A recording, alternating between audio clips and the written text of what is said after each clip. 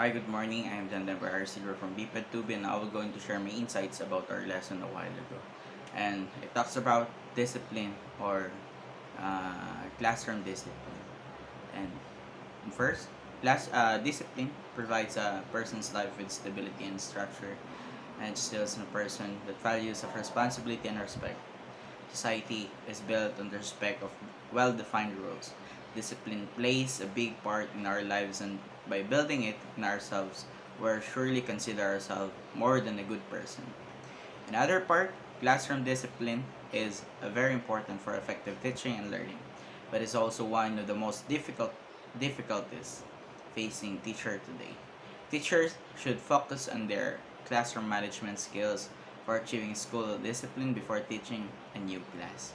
And there are three types of strategies and approaches that can enlighten us about classroom management. These strategies and approaches have difference with each others.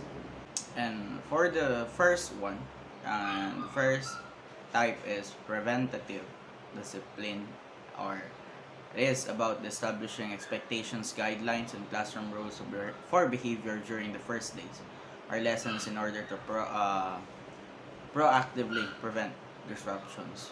And the other one is supportive discipline, and it occurs in the case of transgression. It is usually a verbal warning or a suggestion for the correction of behavior.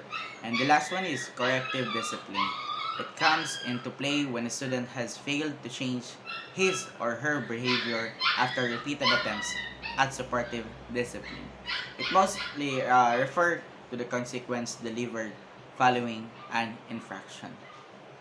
And it follows the learner-centered discipline, or it is the classroom management strategies that the teacher uses that are developmentally appropriate for their students and motivate their students who wants to have to correct their behavior in the classroom.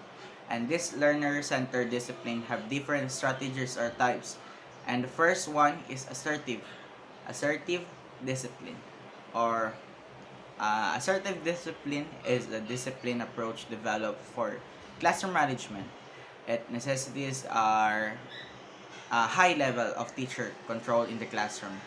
It is also known as a take control, uh, just like what I have read in the Google and in the discussion on the video.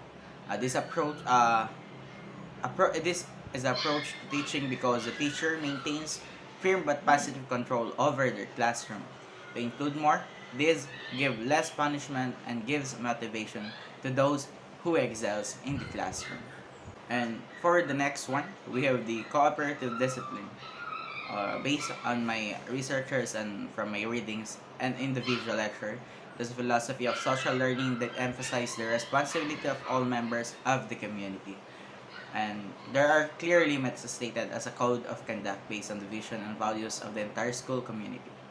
And cooperative discipline establishes an environment for social learning that emphasizes courtesies and expectations.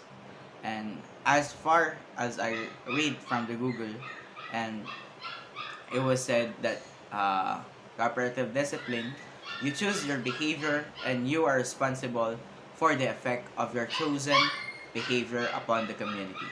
It is the responsibility of your teachers to provide consistent modeling of appropriate community behavior and consistent supervisions and correction of student behavior. And for the last one is the democratic discipline. It is exactly what it sounds like, a democratic method of classroom management and discipline in which the educators serve as just like the president and the students serve as the citizens. And this method entails enforcing the protection of students and teachers'